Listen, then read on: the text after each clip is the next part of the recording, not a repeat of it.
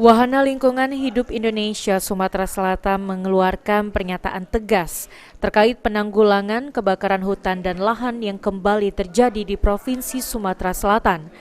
Walhi menyuarakan keprihatinan terhadap dampaknya lingkungan karena ribuan hektar lahan yang ada di Sumatera Selatan telah terbakar dan dalam beberapa minggu belakangan menimbulkan asap di wilayah Sumatera Selatan sehingga mengakibatkan ratusan warga terkena ispa karena asap karhutla. Julius Mann selaku Direktur Eksekutif Walhi Sumatera Selatan mengungkapkan kekhawatirannya terkait penyebab karhutla yang terus berulang. Salah satu penyebab utamanya karena aktivitas perusahaan yang membuka lahan gambut.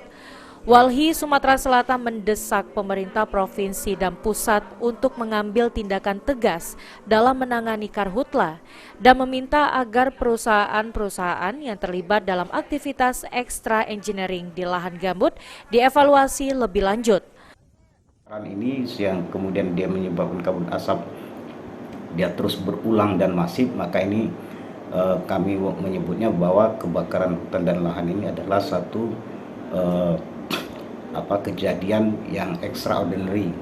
Nah, kalau ini extraordinary artinya kan dia tidak serta-merta, artinya dia banyak sisi lain yang bisa kita lihat, faktor pemicu utamanya apa penyebabnya, dan fakta yang banyak kita dapat menunjukkan bahwa kebakaran itu justru disebabkan karena lanskap atau bentang lahan terutama di wilayah-wilayah gambut itu sudah banyak dibuka oleh perusahaan-perusahaan HGU perkebunan maupun di area-area konsesi. Nah, ke depan harapan kami ini kemudian pemerintah harus tegas, terutama pemerintah pusat, untuk melakukan review terhadap perizinan-perizinan yang dia berada di wilayah-wilayah gambut dan mendorong penegakan hukum ketika perusahaan-perusahaan ini terbukti dan jelas dia melakukan atau